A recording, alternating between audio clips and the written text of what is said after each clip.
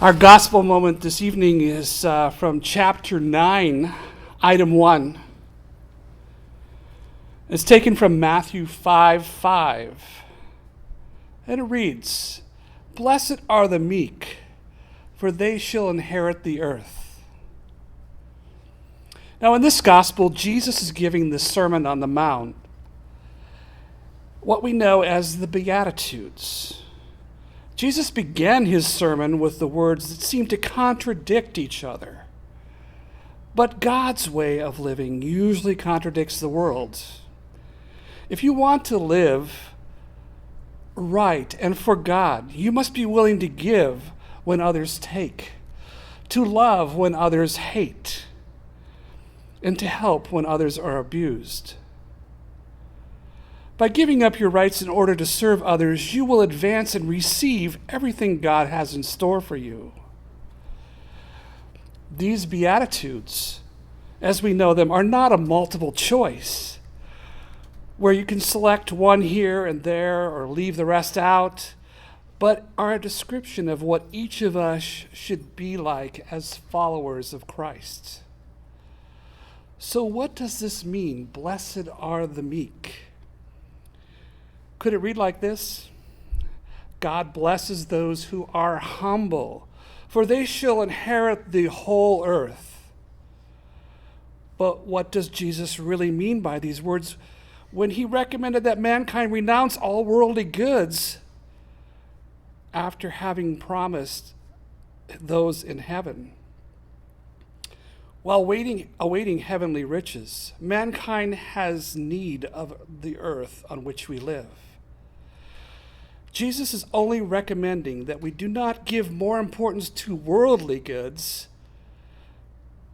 than to others.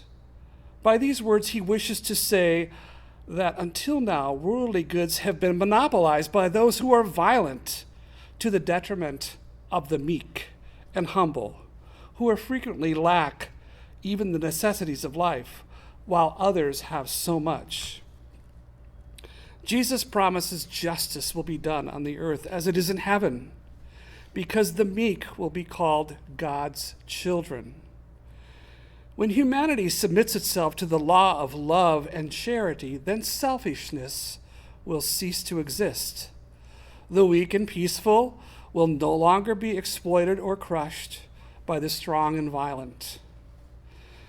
This will be the condition of the earth when the planet becomes a happy world because it has rid itself of all evil, according to the law of progress and promise made by Jesus. Being humble or meek hardly seems proper demeanor to deal with the strong and violent. God's warfare against these must be carried out with calm faith and humility before God in the hope of his deliverance.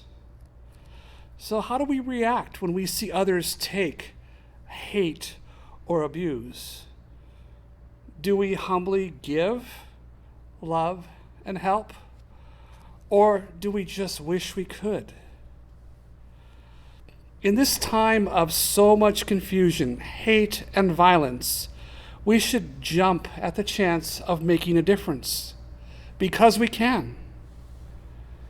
It is my prayer that each of us, including myself, be asked to be given opportunities to show these attributes every day. I think we call this random acts of kindness. What a concept. Thank you.